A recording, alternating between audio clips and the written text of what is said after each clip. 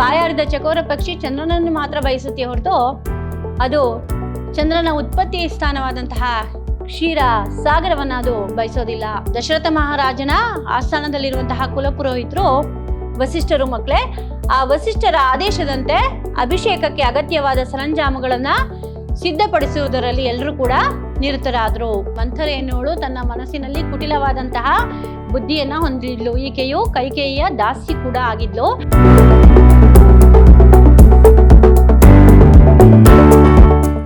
ಶ್ರೀ ಗುರುಭ್ಯೋ ನಮಃ.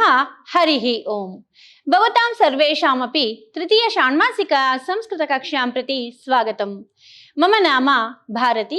ಅಹಂ ವಿದ್ಯಾಶ್ರಮ ವಿದ್ಯಾಲಯೇ ಸಂಸ್ಕೃತ ವಿಭಾಗೆ ಕಾರ್ಯಂ ಕರೋಮಿ.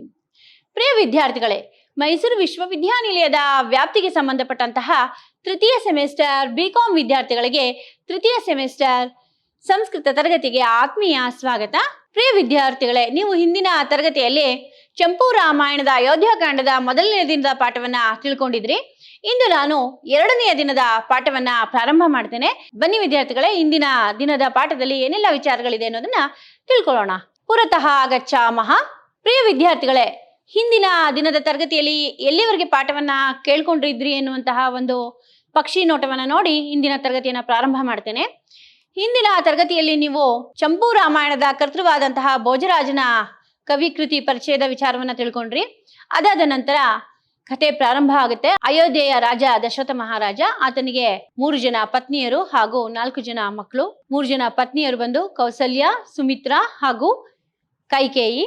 ಕೌಸಲ್ಯೆಯ ಮಗ ಶ್ರೀರಾಮಚಂದ್ರ, ನಂತರ ಸುಮಿತ್ರೆಯ ಮಕ್ಕಳು ಲಕ್ಷ್ಮಣ ಮತ್ತು ಶತ್ರುಘ್ನ, ಕೈಕೇಯಿಯ ಮಗ ಭರತ. ಹೀಗೆ ದಶರಥ ಮಹಾರಾಜ ತನ್ನ ರಾಜ್ಯಭಾರವನ್ನ ಬಹಳ ಚೆನ್ನಾಗಿ ಮಾಡ್ಕೊಂಡು ಹೋಗ್ತಾ ಇದ್ದ.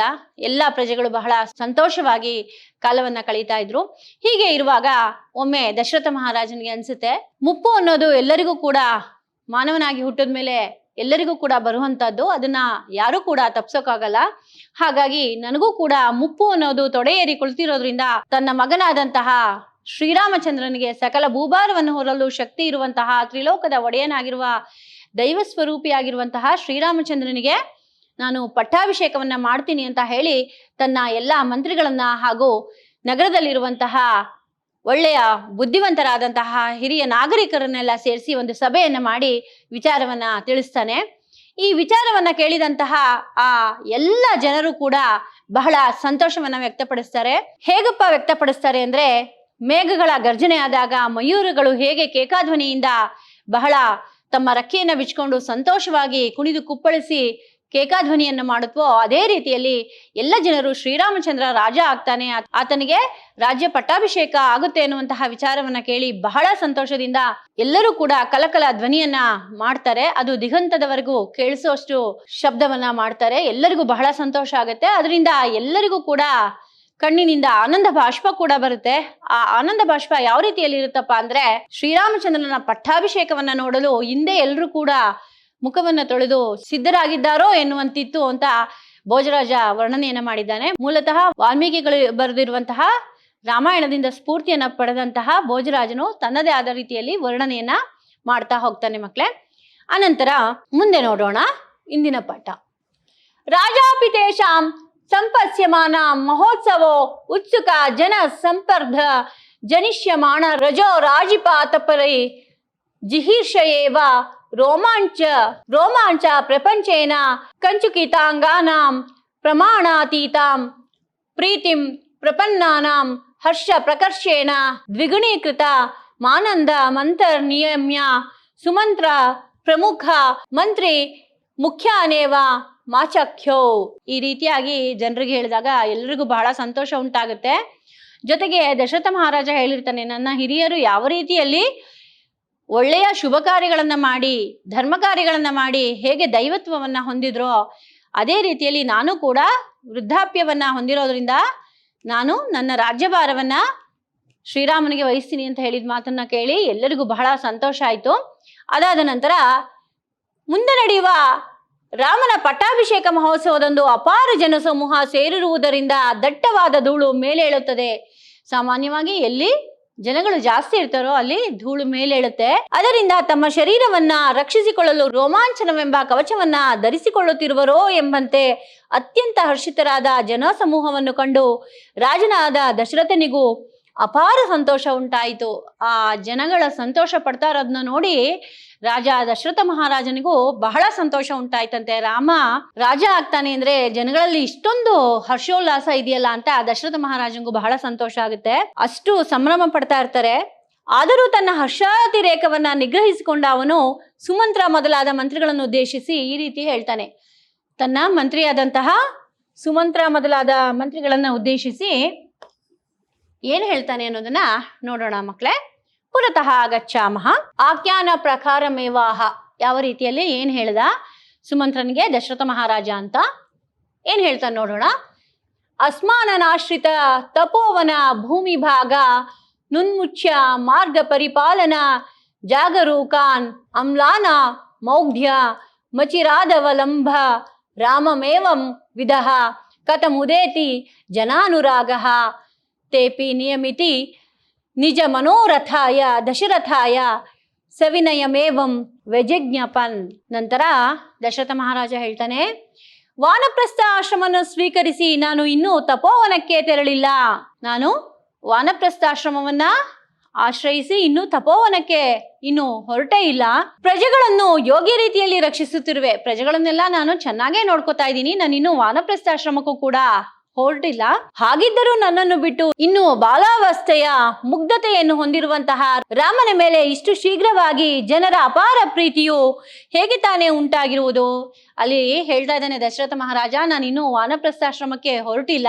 ನಂತರ ನಾನು ಜನರನ್ನೆಲ್ಲರನ್ನು ಬಹಳ ಸರಿಯಾದ ರೀತಿಯಲ್ಲಿ ರಕ್ಷಣೆಯನ್ನ ಮಾಡ್ತಾ ಇದ್ದೀನಿ. ಹಾಗಿದ್ರೂ ಕೂಡ ಬಾಲ್ಯಾವಸ್ಥೆಯಲ್ಲಿರುವಂತಹ ರಾಮನನ್ನ ಕಂಡ್ರೆ ಜನ ಇಷ್ಟೊಂದು ಸಂತೋಷವನ್ನ ಪಡ್ತಾ ಇದಾರಲ್ಲ, ರಾಮ ರಾಜ ಆಗ್ತಾನೆ ಅಂತ ಅಂದ್ರೆ ಹೇಗೆ ತಾನೇ ಆ ರೀತಿಯಾಗಿ ಪ್ರೀತಿ ರಾಮನಲ್ಲಿ ಅವ್ರಿಗೆಲ್ಲ ಉಂಟಾಗಿದೆ ಅಂತ ಹೇಳ್ತಾ ಇದ್ದಾನೆ.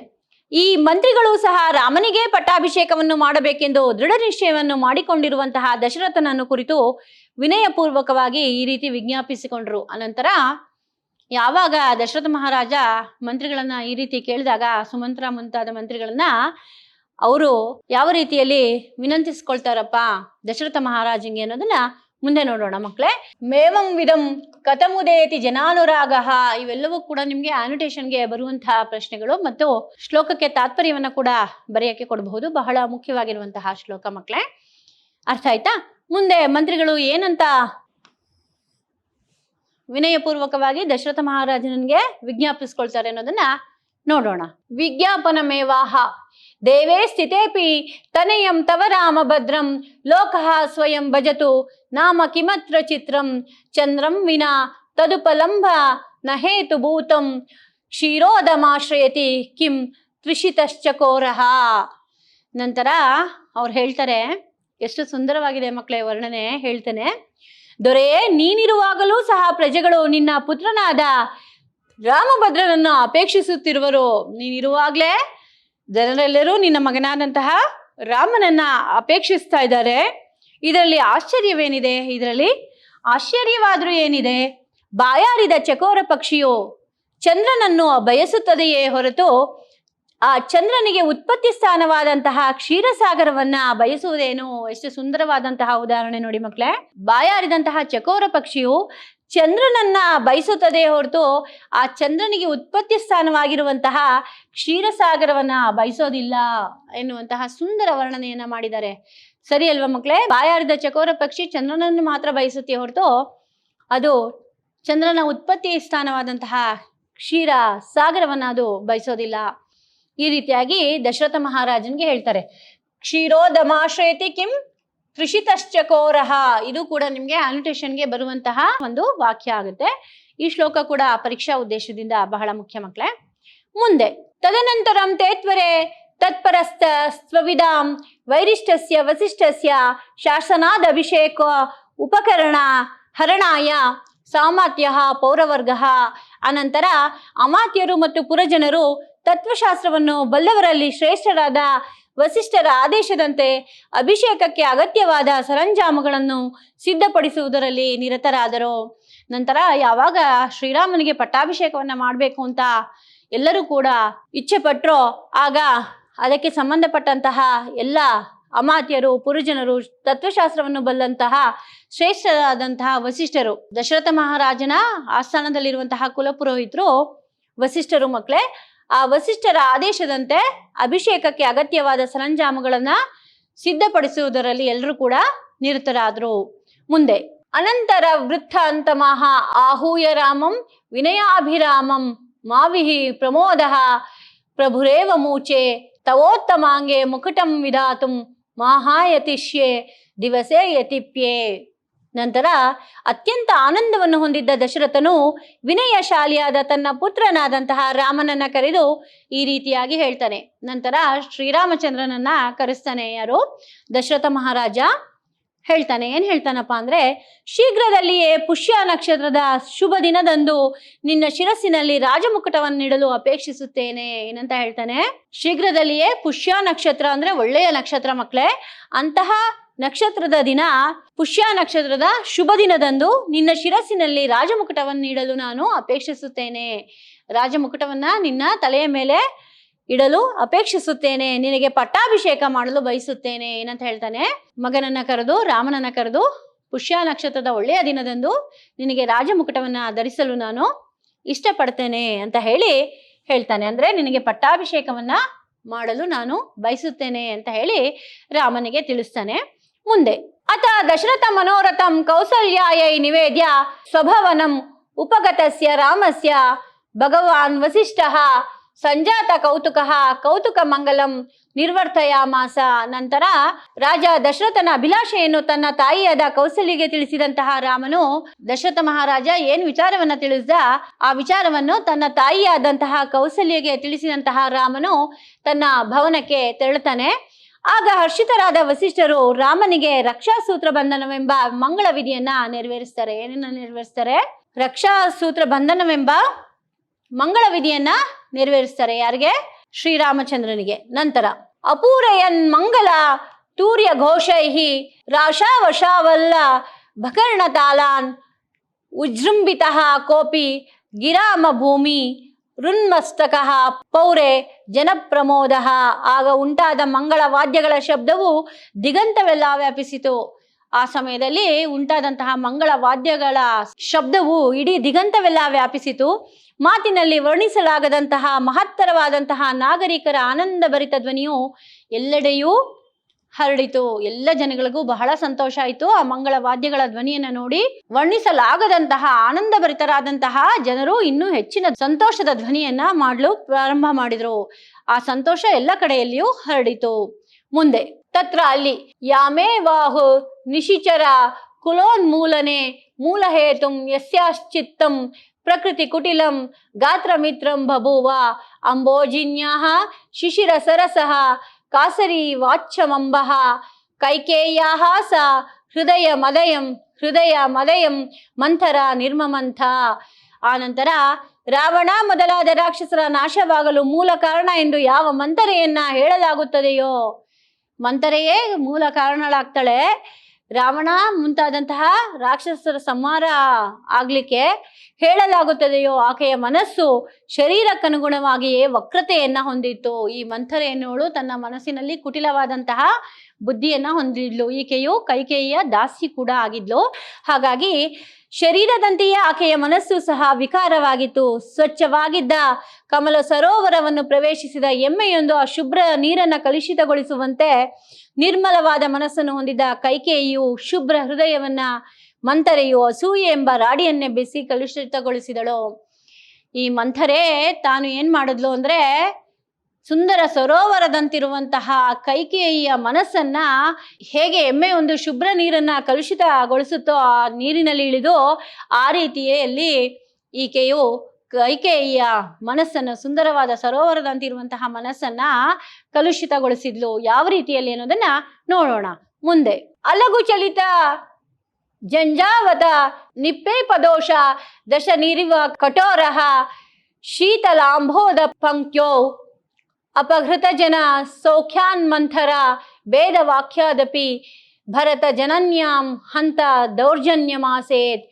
ವೇಗವಾಗಿ ಬೀಸುವ ಗಾಳಿಯೊಡಗೂಡಿ ಮಳೆಯು ಸುರಿಯುವಾಗ ತಂಪಾದ ನೀರನ್ನು ಸುರಿಸುವ ಮೇಘಗಳ ಘರ್ಷಣೆಯಿಂದಲೇ ಸಿಡಿಲು ಸಹ ಉತ್ಪನ್ನವಾಗುತ್ತದೆ.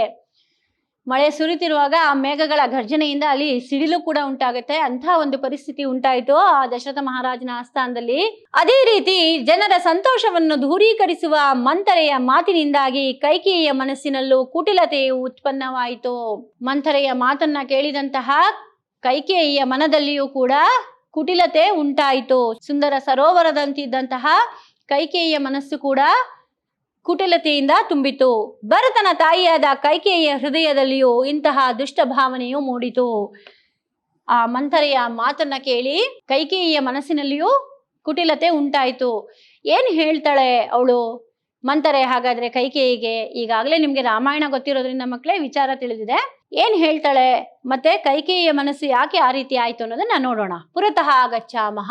ಯಂತಪುರ ವಾಸ್ತವ್ಯ ಶಂಬರಾಸುರ ಸಂಗರ ಸಂಗತ ವೇದನ ಪನೋದನಾರ್ಥಂ ಆತ್ಮನೆ ವಿತೀರ್ಣೆ ವರಾಯ ದಶರಥಾಯ ವರದ್ವಯಂ ನಿವೇದಯತ್. ಹಿಂದೆ ಒಮ್ಮೆ ಕೈಕೇಯಿಯು ದಶರಥ ಮಹಾರಾಜನಿಗೆ ಸಹಾಯವನ್ನ ಮಾಡಿರ್ತಾಳೆ. ಯಾವ ರೀತಿಯಲ್ಲಿ ಅಂದ್ರೆ, ಹಿಂದೆ ದಂಡಕಾರಣ್ಯದಲ್ಲಿ ವೈಜಯಂತಪುರದಲ್ಲಿದ್ದ ಶಂಬರನೆಂಬ ಅಸುರನೊಡನೆ ಯುದ್ಧ ಮಾಡುವಾಗ ಗಾಯಗೊಂಡ ದಶರಥನನ್ನ ಶುಶ್ರೂಷೆ ಮಾಡಿದ ಕೈಕೇಯಿಯು ಆತನಿಂದ 2 ವರಗಳನ್ನ ಪಡೆದಿದ್ಲು. ಯುದ್ಧದಲ್ಲಿ ಗಾಯಗೊಂಡಿರುವಂತಹ ದಶರಥನನ್ನ ಶುಶ್ರೂಷೆ ಮಾಡಿದಾಗ ದಶರಥ ಮಹಾರಾಜ 2 ವರಗಳನ್ನ ಕೊಟ್ಟಿರ್ತಾನೆ. ಯಾರಿಗೆ? ಕೈಕೇಯಿಗೆ 2 ವರಗಳನ್ನ ಕೊಟ್ಟಿರ್ತಾನೆ. ಅದನ್ನ ಅವಳು ಸಮಯ ಬಂದಾಗ ನಾನು ಕೇಳ್ಕೊತೀನಿ ಅಂತ ಹೇಳಿರ್ತಾಳೆ. ಹಾಗಾಗಿ ಈಗ ಮಂಥರೆ ಎಂಬ ಪಿಶಾಚಿಯ ಆವೇಶಕ್ಕೊಳಗಾಗಿ ಮೈಮರೆತಿರುವ ಕೈಕೇಯಿಯು ಆ 2 ವರಗಳನ್ನ ನೆರವೇರಿಸಿಕೊಡಬೇಕೆಂದು ದಶರಥ ಮಹಾರಾಜನಲ್ಲಿ ಕೇಳ್ಕೊಂಡ್ಳು. ಆ ಮಂಥರೆ ಎನ್ನುವಳು ಏನ್ ಹೇಳ್ಕೊಡ್ತಾಳೆ ಚಾಡಿ ಮಾತು, ಆ ಚಾಡಿ ಮಾತನ್ನ ಕೇಳ್ಕೊಂಡು ಈ ಕೈಕೇಯಿಯು ಸರಿಯಾದ ಸಮಯದಲ್ಲಿ ದಶರಥ ಮಹಾರಾಜನನ್ನ ನೀನು ನನಗೆ 2 ವರಗಳನ್ನ ಈಗ ದಯಪಾಲಿಸಬೇಕು ಅಂತ ಹೇಳಿ ಕೇಳ್ಕೊತಾಳೆ.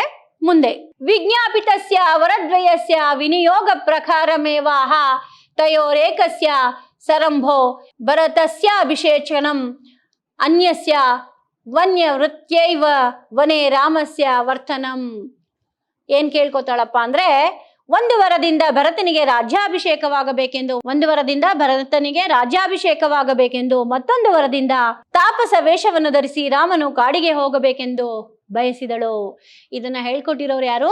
ಮಂಥರೆ. ಸರಿಯಾದ ಸಮಯಕ್ಕೆ ಕೈಕೇಯಿಗೆ ಹೇಳ್ತಾಳೆ ಏನಂತ, ಭರತನಿಗೆ ರಾಜ್ಯ ಪಟ್ಟಾಭಿಷೇಕ ಆಗ್ಲಿ, ಶ್ರೀರಾಮಚಂದ್ರ ಕಾಡಿಗೆ ಹೋಗ್ಲಿ ಅಂತ ಆ ಮಂಥರೆ ಹೇಳ್ಕೊಟ್ಟಿರ್ತಾಳೆ. ಅದೇ ವರವನ್ನ ಈ ದಶರಥ ಮಹಾರಾಜನ ಬಳಿ 2 ವರಗಳನ್ನ ಬೇಡ್ಕೋತಾಳೆ. ಯಾರು?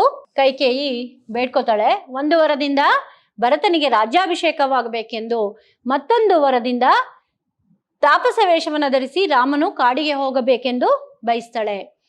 ನಂತರ ತದಾನಿಂ ಕಿಂ ಜಾತಮಿತ್ಯಾಹ ತಸ್ಮಿನ್ ಕ್ಷಣೆ ವರಯುಗಂ ಚಿರತತ್ಪತಾಮ್ರ ನಾರಾಚವೇಧ ಪರುಷಂ ಶ್ರವಸಿ ವಿಧಾರ್ಯ ಸತ್ಯ ಪ್ರಹಾಣ ಚಕಿತಸ್ಯ ನೃಪಸ್ಯ ಕಾಮ ಮೂಢಿಚಕಾರ ಹೃದಯೇ ಪುಟ ಪಾಕರೀತಿಂ.